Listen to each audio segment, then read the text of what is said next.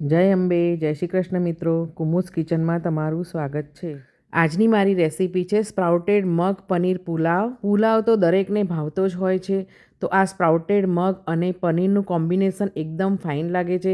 ટેસ્ટમાં પણ એકદમ મસ્ત છે અને એકદમ હેલ્ધી રેસીપી છે. રેસીપી સ્ટાર્ટ કરીએ તો 1.5 કપ ચોખાને મેં ધોઈ અને પાણીમાં અડધો કલાક પલાળી રાખ્યા હતા અને અહીંયા મેં 1/4 કપ સ્પ્રાઉટેડ મગ લીધેલા છે. ત્યાં સુધી આપણે એક પેસ્ટ તૈયાર કરી લઈએ. એના માટે કાશ્મીરી લાલ મરચાંને મેં ગરમ પાણીમાં અડધો કલાક પલાળી રાખ્યા હતા.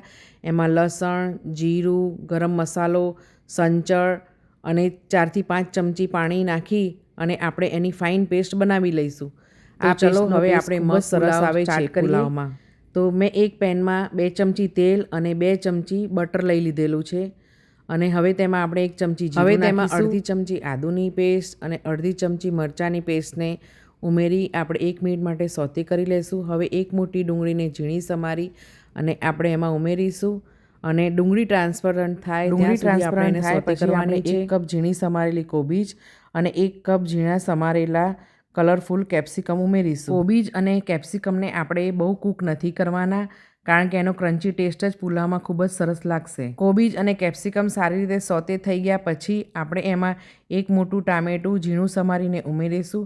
એના ઉપર થોડું મીઠું નાખીશું જેથી કરીને ટામેટાં સોફ્ટ થઈ જાય. બધી જ વસ્તુને સારી રીતે મિક્સ કરી લઈશું અને 2 થી 3 મિનિટ માટે એને મીડિયમ ટુ હાઈ ફ્લેમ ઉપર સોતે થવા દઈશું. બધી જ વસ્તુને સારી રીતે મિક્સ કરી લઈશું. હવે તેમાં કાશ્મીરી લાલ મરચું, સ્વાદ પ્રમાણે મીઠું, ધાણા જીરું અને ગરમ મસાલો બળી ના જાય તે માટે આપણે 2 થી 3 ચમચી પાણી ઉમેરીશું અને એમાં 2 મોટી ચમચી ભરીને જે આપણે પેસ્ટ લસણ અને મરચાંની પહેલાં તૈયાર કરી હતી એ નાખીશું અને બરાબર મિક્સ કરી લઈશું. હવે આપણે જે રાઈસ રેડી કરીને રાખ્યો હતો એ આપણે એમાં ઉમેરીશું અને સ્પ્રાઉટેડ મગને મેં 5 મિનિટ માટે ગરમ પાણીમાં બોઇલ કરી લીધા હતા, તે યુઝ કર્યા છે અને બધી જ વસ્તુને આપણે સારી રીતે હવે બધો જ મસાલો પુલાવમાં સારી રીતે મિક્સ થઈ જાય પછી આપણે એમાં 1 ચમચી લીંબુનો રસ, કોથમીરના પાન અને કસૂરી મેથી ઉમેરીશું.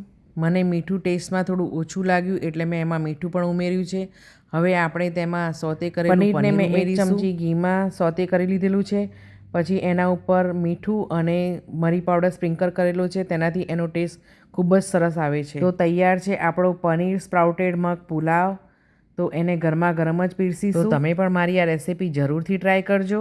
આ રેસીપી તમે કિડ્સના લંચ બોક્સમાં પણ આપી શકો છો અને ડિનરમાં પણ બનાવી શકો છો. એકદમ હેલ્ધી રેસીપી છે અને બનાવવામાં પણ એકદમ ઇઝી છે. તો ફ્રેન્ડ્સ, બધી જ ઇન્ગ્રીડિયન્ટ્સનું મેજરમેન્ટ મેં મારા આ વિડીયોમાં આપેલું છે. આ પુલાવમાં મેં સ્પ્રાઉટેડ મગ અને સોતે કરેલું પનીર ઉમેરેલું છે, તેથી તેનો ટેસ્ટ ખૂબ જ સરસ આવે છે. તો ફ્રેન્ડ્સ, આ રેસીપી જરૂરથી ટ્રાય કરશો. જો તમને મારી આ રેસીપી ગમી હોય તો લાઈક કરજો, શેર કરજો અને મારી ચેનલને સબસ્ક્રાઈબ કરજો. તો ફ્રેન્ડ્સ, તમે મને ફેસબુક અને ઇન્સ્ટાગ્રામના પેજ ઉપર પણ ફોલો કરી શકો છો. તો ફ્રેન્ડ્સ, તમે મારી ચેનલને જરૂરથી ફોલો કરજો જેથી મને મોટિવેશન મળે. અને હવે આપણે મળીશું નવી રેસીપી સાથે. ત્યાં સુધી જય શ્રી કૃષ્ણ મિત્રો.